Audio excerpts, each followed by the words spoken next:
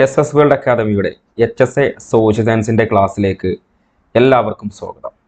നമ്മളിവിടെ ഡിസ്കസ് ചെയ്തുകൊണ്ടിരിക്കുന്നത് HSA social science സിലബസിലെ part A module 1 renaissances and freedom movement. Renaissance and freedom movement എന്ന മൊഡ്യൂളിലെ ഫസ്റ്റ് ടോപ്പിക്കായ റിനയൻസസ്, കേരള റിനയൻസസ് ലീഡേഴ്സ് എന്ന വിഷയത്തെക്കുറിച്ചാണ് നമ്മളിവിടെ ചർച്ച ചെയ്തുകൊണ്ടിരിക്കുന്നത്. ഈ ടോപ്പിക്കിനെ കുറിച്ച് മൂന്നാമത്തെ ക്ലാസ്സാണ് ഈ ടോപ്പിക്കുമായി ബന്ധപ്പെട്ട് നമ്മൾ ഡിസ്കസ് ചെയ്തുകൊണ്ടിരിക്കുന്നത്. അതുപോലെ നമ്മുടെ HSA സോഷ്യൽ സയൻസിൻ്റെ സിലബസ് അനുസരിച്ചുകൊണ്ടുള്ള ക്ലാസ് നമ്മുടെ ചാനലിൽ സ്റ്റാർട്ട് ചെയ്തിട്ടുണ്ട്. ക്ലാസ്സുകളെല്ലാം പ്രൈവറ്റ് ആയിരിക്കും. കോഴ്സിൽ ജോയിൻ ചെയ്ത ആളുകൾക്ക് മാത്രമാണ് ക്ലാസ് കാണാൻ സാധിക്കുന്നത്. അപ്പോൾ കോഴ്സിനെ കുറിച്ചുള്ള വിവരങ്ങൾ ലഭിക്കുന്നതിന് വേണ്ടി താഴെയുള്ള നമ്പറിൽ നിങ്ങൾക്ക് കോൺടാക്ട് ചെയ്യാവുന്നതാണ്.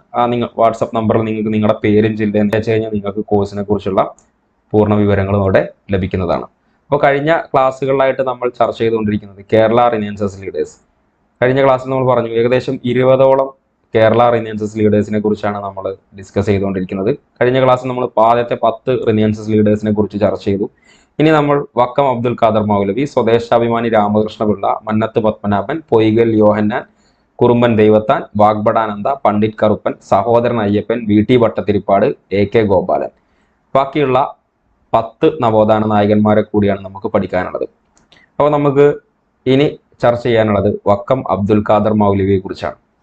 വക്കം അബ്ദുൽ ഖാദർ മൗലവിയുടെ ജീവിത കാലഘട്ടം 1873-1932, 1873 മുതൽ 1932 വരെയാണ് ആരുടെ ജീവിത കാലഘട്ടം എന്ന് പറയുന്നത്? നമ്മുടെ വക്കം അബ്ദുൽ ഖാദർ മൗലവി.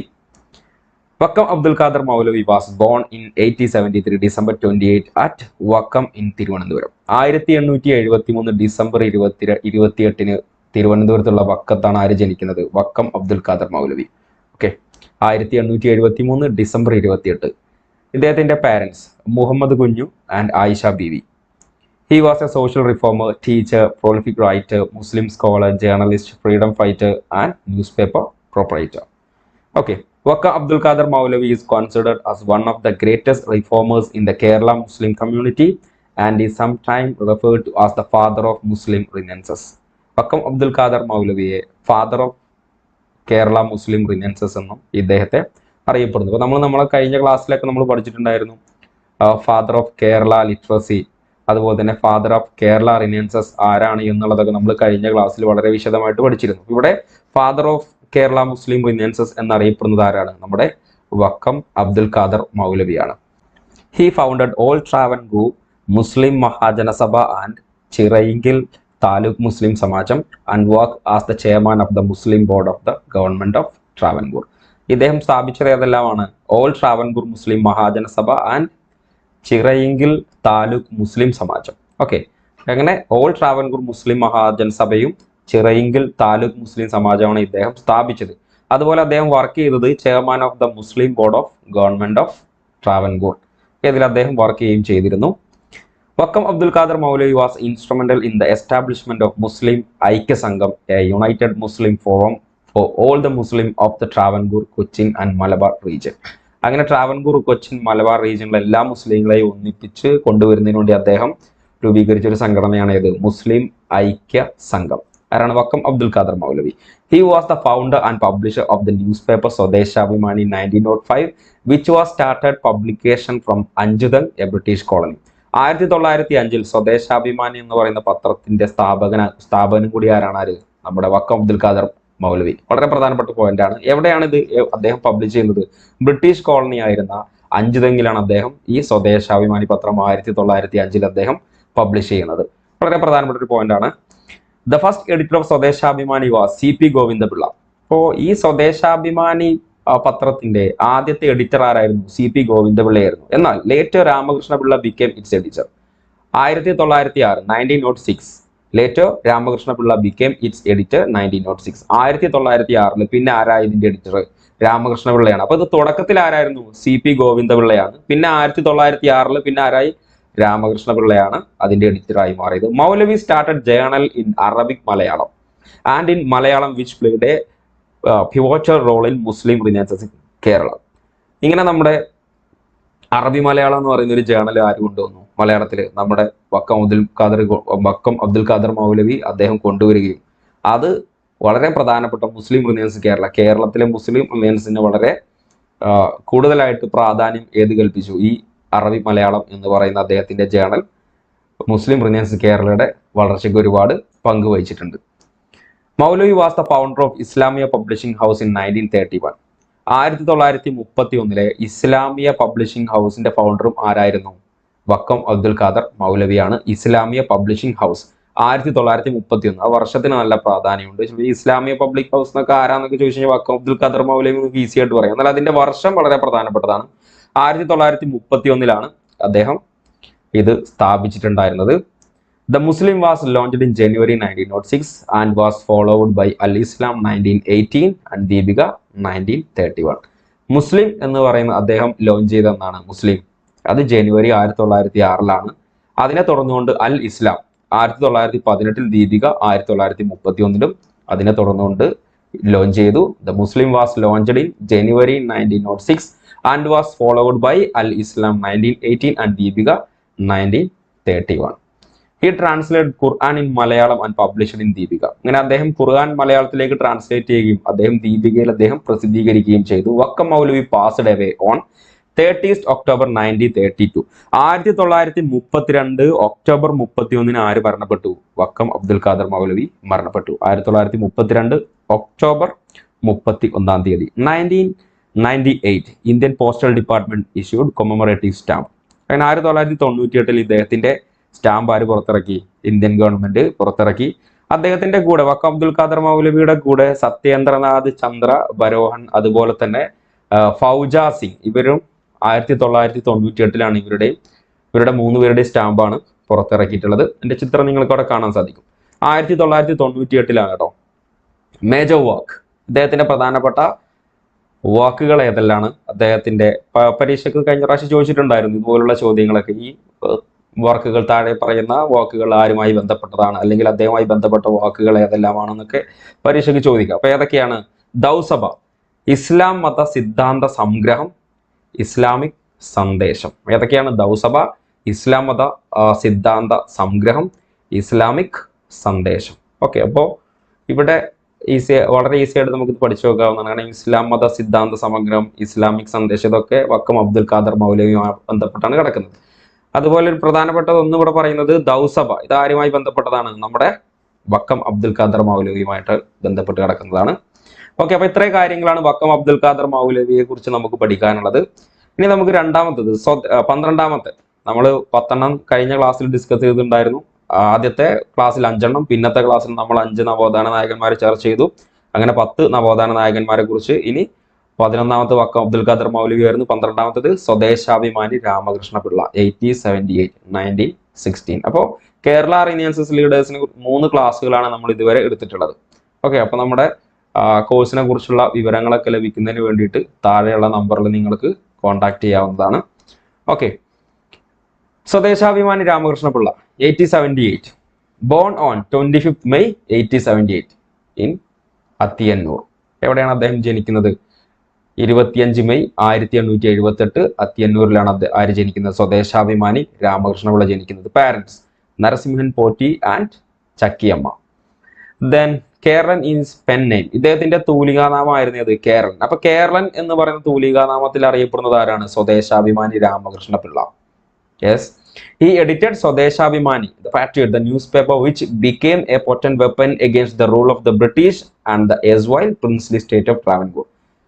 സ്വദേശാഭിമാനി രാമകൃഷ്ണ പിള്ളയുടെ സ്വദേശാഭിമാനി ഇതിന്റെ എഡിറ്റർ ആയിരുന്നു ആര്? നമ്മുടെ രാമകൃഷ്ണ പിള്ള. രണ്ടാമത്തെ നമ്മൾ പറഞ്ഞിരുന്നു 1906 പിന്നീട് ധാരായി മാറി സ്വദേശാഭിമാനി രാമകൃഷ്ണ പിള്ളയാണ് ഇതിന്റെ എഡിറ്ററായി മാറിയത് നമ്മൾ പറഞ്ഞു. സോ ഈ സ്വദേശാഭിമാനിയിൽ ഇവർ ബ്രിട്ടീഷ് ഭരണത്തെയും അതുപോലെ തന്നെ തിരുവിതാംകൂർ ഭരണത്തെയൊക്കെ വളരെ ശക്തമായിട്ട് സ്വദേശാഭിമാനിൽ ഇവർ എതിർത്തിരുന്നു. അപ്പൊ അതിനെ തുടർന്നുകൊണ്ട് he wrote article in Nasrani Deepika and Malayali newspaper. Nasrani Deepika, Malayali newspaper ഒക്കെ ആരാണ് എഴുതിയത്? നമ്മുടെ സ്വദേശാഭിമാനി രാമകൃഷ്ണ പിള്ളയാണ്. He was the editor of the newspaper Swadeshabhimani in 1906. 1906 ഇതിന്റെ എഡിറ്റർ ആരായി? സ്വദേശാഭിമാനി രാമകൃഷ്ണ പിള്ള ഇതിന്റെ എഡിറ്ററായി മാറി. സ്വദേശാഭിമാനിയുടെ hence known as the Swadeshabhimani Ramakrishna Pillai. അങ്ങനെ ഇതിന്റെ രാമകൃഷ്ണ പിള്ള ഇതിന്റെ എഡിറ്റർ ആയപ്പോൾ ഇദ്ദേഹം സ്വദേശാഭിമാനി രാമകൃഷ്ണ പിള്ള എന്ന പേരിലാണ് ഇദ്ദേഹത്തെ അറിയപ്പെടുന്നത്. നമ്മൾ ഈ പേര് പറയുമ്പോൾ ഇങ്ങനെ കൂട്ടി നമ്മൾ പറഞ്ഞു സ്വദേശാഭിമാനി രാമകൃഷ്ണ പിള്ള അല്ലെ. So Vakkom Maulavi was the owner of the newspaper Swadeshabhimani. സ്വദേശാഭിമാനിയുടെ ഓണർ ആരായിരുന്നു? വക്കം അബ്ദുൽ ഖാദർ മൗലവി ആയിരുന്നു. നമ്മൾ നേരത്തെ ഡിസ്കസ് ചെയ്തതാണ്. CP Govinda Pillai was the first editor of the news paper. അപ്പോൾ ഈ പത്രം ന്യൂസ് പേപ്പർ കൊണ്ടുവരുന്ന സമയത്ത്, എസ്റ്റാബ്ലിഷ് ചെയ്യുന്ന സമയത്ത് CP ഗോവിന്ദപിള്ളയായിരുന്നു എഡിറ്റർ. 1906 പിന്നെ ആരായി മാറി? രാമകൃഷ്ണപിള്ളയായി മാറി എന്ന് നമ്മൾ പറഞ്ഞു. സാരദ വിദ്യാർത്ഥി കേരളം വേദ മാഗസിൻ പബ്ലിഷ്ഡ് ബൈ രാമകൃഷ്ണപിള്ള. രാമകൃഷ്ണപിള്ളയുടെ മാഗസിൻ ഏതൊക്കെയായിരുന്നു? ശാരദ, വിദ്യാർത്ഥി, കേരളൻ ഇദ്ദേഹത്തിന്റെ തൂലിക നാമമാണ്. പെന്നൈ അറിയപ്പെടുന്ന നമ്മൾ നേരത്തെ പറഞ്ഞിട്ടുണ്ടായിരുന്നു. Ramakrishna Pillai was arrested and exiled from Travancore in 1910 September 26 by P Rajagopalachari. ആരാണ്? 1910 രാമകൃഷ്ണപിള്ളയെ അറസ്റ്റ് ചെയ്യുകയും അദ്ദേഹത്തെ തിരുവനന്തപുരത്ത് നിന്ന് ട്രാവൻകൂറിൽ നിന്ന് അദ്ദേഹത്തെ നാട് കടത്തുകയും ചെയ്തു. ട്രാവൻകൂറിൽ നിന്ന് അദ്ദേഹത്തെ 1910 നാട് കടത്തുന്നത്. ആരാണ് ഇദ്ദേഹത്തെ അറസ്റ്റ് ചെയ്തിട്ടുണ്ടായിരുന്നത്? അന്നത്തെ അവിടുത്തെ ദിവാനായിരുന്ന P രാജഗോപാലാചാരി ആയിരുന്നു. എന്തിനായിരുന്നു? നമ്മുടെ സ്വദേശാഭിമാനിയിൽ ബ്രിട്ടീഷ് ഭരണത്തെയും ട്രാവൻകൂർ ഭരണത്തെയും അവർ എതിർത്ത് സ്വദേശാഭിമാനിയിൽ അതുമായി ബന്ധപ്പെട്ടുള്ള വാർത്തകളോട് കൊടുത്തിട്ടുണ്ടായിരുന്നു. അപ്പൊ അതിനെ തുടർന്നാണ് ഇവർ എന്ത് ചെയ്യുന്നത്? അറസ്റ്റ് ചെയ്യുന്നത്. He was exile to Tirunelveli. അങ്ങനെ അദ്ദേഹത്തെ എങ്ങോട്ടേക്ക് നാട് കടത്തി? തിരുനെൽവേലിയിലേക്ക് നാട് കടത്തി. At that time Travancore king was Sreemoolam Thirunal. അപ്പോൾ ട്രാവൻകൂർ കിങ് ആരായിരുന്നു? ശ്രീമൂലം തിരുനാളിന്റെ കാലത്താണ് ഇതൊക്കെ സംഭവിക്കുന്നത്. 1910 സെപ്റ്റംബർ 26. ആ സമയത്തൊക്കെ ആരാണ് ട്രാവൻകൂർ കിങ്? ശ്രീമൂലം തിരുനാളാണ്. The Diwan of Travancore was P Rajagopalachari. അന്നത്തെ ദിവാൻ ആരായിരുന്നു? P രാജഗോപാലാചാരി. കാരണം ഇവരാണ് ഇദ്ദേഹത്തെ എന്ത് ചെയ്യുന്നത്? അറസ്റ്റ് ചെയ്യുന്നത്. നമ്മുടെ രാമകൃഷ്ണപിള്ളയെ അറസ്റ്റ് ചെയ്യുന്നത്. He died on 20th March 1916. 1916 March 28 Ramakrishna Pillai അന്തരിക്കുന്നു. His tomb is situated in Payyambalam. ഇദ്ദേഹത്തിന്റെ ശവകുടീരം എവിടെയാണ്? പയ്യമ്പലത്താണ് സ്ഥിതി ചെയ്യുന്നത്. Statue of Ramakrishna Pillai is situated at Palayam. Thiruvananthapuram പാളയത്താണ് രാമകൃഷ്ണപിള്ളയുടെ സ്റ്റാറ്റ്യൂ, പ്രതിമ സ്ഥിതി ചെയ്യുന്നത്. Vyazhavatta Smaranakal is a biography of Ramakrishna Pillai which is written by wife Kalyani Amma. അങ്ങനെ കല്യാണിയമ്മ, ഇദ്ദേഹത്തിന്റെ ഭാര്യയായ കല്യാണിയമ്മ എഴുതിയ അദ്ദേഹത്തിന്റെ ബയോഗ്രഫിയാണ് ഏത്? വ്യാഴവട്ട സ്മരണകൾ. അപ്പോൾ വ്യാഴവട്ട സ്മരണകൾ ആരുടെ ബയോഗ്രഫിയാണ്? നമ്മുടെ രാമകൃഷ്ണപിള്ളയുടെ, സ്വദേശാഭിമാനി രാമകൃഷ്ണപിള്ളയുടെ ഓട്ടോബയോഗ്രഫിയാണ്. അതുപോലെ തന്നെ ആരാണ് എഴുതിയത്? അദ്ദേഹത്തിന്റെ വൈഫായിട്ടുള്ള കല്യാണി അമ്മയാണ് ഈ ബയോഗ്രഫി എഴുതിയിട്ടുള്ളത്. ഇനി രാമകൃഷ്ണപിള്ളയുടെ പ്രധാനപ്പെട്ട വാക്കുകളാണ്. എന്റെ നാടുകടത്തൽ, my banishment is the autobiography of Swadeshabhimani Ramakrishna Pillai. അങ്ങനെ ഓട്ടോബയോഗ്രഫി ആണ് ഇത്, എന്റെ നാടുകടത്തൽ. പക്ഷെ ഇത് ബയോഗ്രഫി ആരാണ് എഴുതിയത്? അദ്ദേഹത്തിന്റെ ഭാര്യയായിട്ടുള്ള കല്യാണി അമ്മയാണ് ഏത് എഴുതിയിട്ടുണ്ടായിരുന്നത്? ബയോഗ്രഫിയായ വ്യാഴവട്ട സ്മരണകൾ. ഓട്ടോബയോഗ്രഫി ആണ് ഏത്?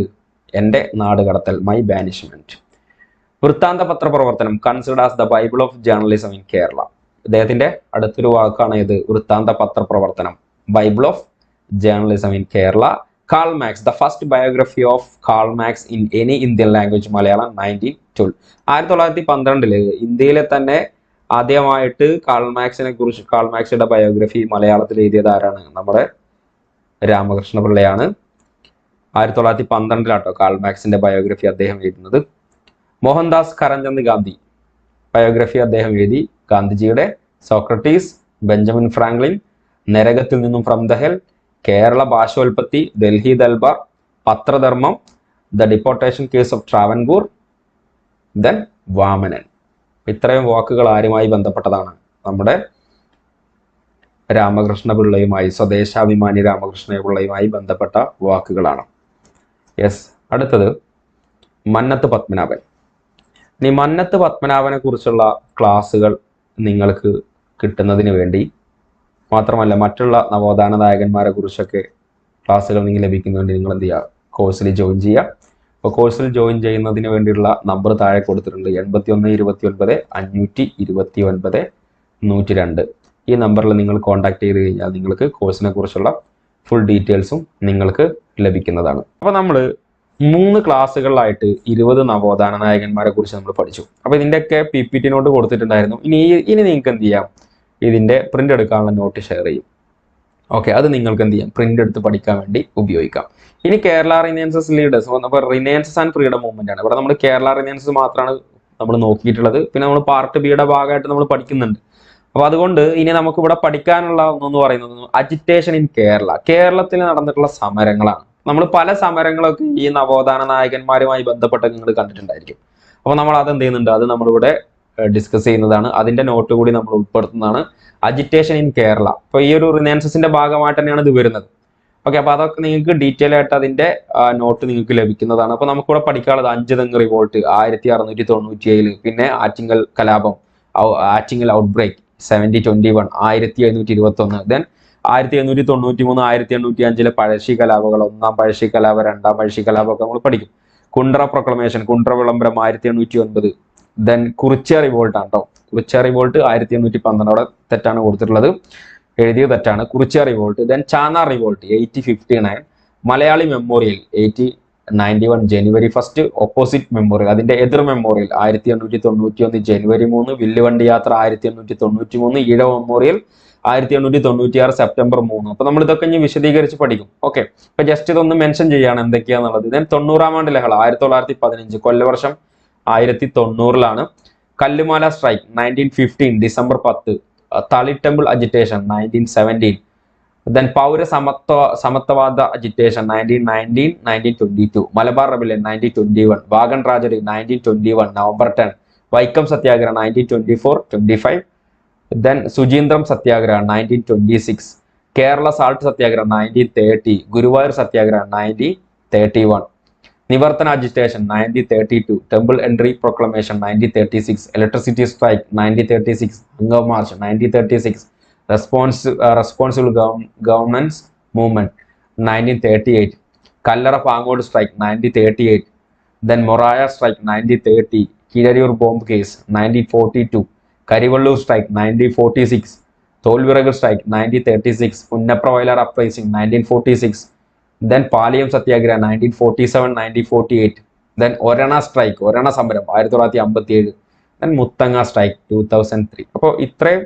സമരങ്ങൾ കൂടി നമുക്ക് എവിടെ പഠിക്കാനുണ്ട്, നമ്മുടെ ഈ റിനൈൻസസിന്റെ ഭാഗമായിട്ട്, കേരള റിനൈൻസസിന്റെ ഭാഗമായിട്ട് നമുക്ക് പഠിക്കാനുണ്ട്. ഓക്കെ, അപ്പോൾ പറഞ്ഞ പോലെ നിങ്ങൾക്ക് എന്ത് ചെയ്യാം, ഇനി ഈ ടോപ്പിക്കിന്റെ നോട്ട് ഗ്രൂപ്പിൽ ഷെയർ ചെയ്യുന്നതാണ്. നിങ്ങൾക്ക് അത് പ്രിന്റ് ചെയ്യാൻ വേണ്ടി ഉപയോഗിക്കാം. ഇനി ഫ്രീഡം മൂവ്മെന്റുമായി ബന്ധപ്പെട്ടുള്ള ക്ലാസ്സുകൾ നിങ്ങൾക്ക് ഇനി ക്ലാസ്സുകൾ ലഭിക്കുന്നതാണ്. അനീഫ്ഷ സാറായിരിക്കും അതിന്റെ ക്ലാസ്സുകൾ എടുക്കുന്നത്.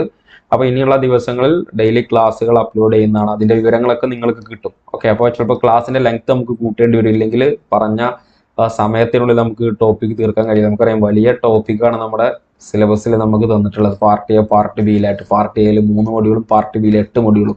അപ്പോൾ ക്ലാസ്സിന്റെ ലെങ്ത് കൂടും. അപ്പോൾ ക്ലാസ് കേൾക്കേണ്ട ആളുകൾ ക്ലാസ് കേട്ടത് നിങ്ങൾക്കത് റിപ്പീറ്റ് ചെയ്തൊക്കെ കേട്ട് പഠിക്കാവുന്നതാണ്. പറഞ്ഞ പോലെ ക്ലാസ് എല്ലാം പ്രൈവറ്റ് ആണ്. ഫീ അടച്ച ആളുകൾക്ക് മാത്രമാണ് ഈ ക്ലാസ് ലഭിക്കുന്നത്. ഓക്കെ, അപ്പോൾ നന്നായിട്ട് എന്ത് ചെയ്യുക, എക്സാമിന് പ്രിപ്പയർ ചെയ്യുക. Okay, thank you.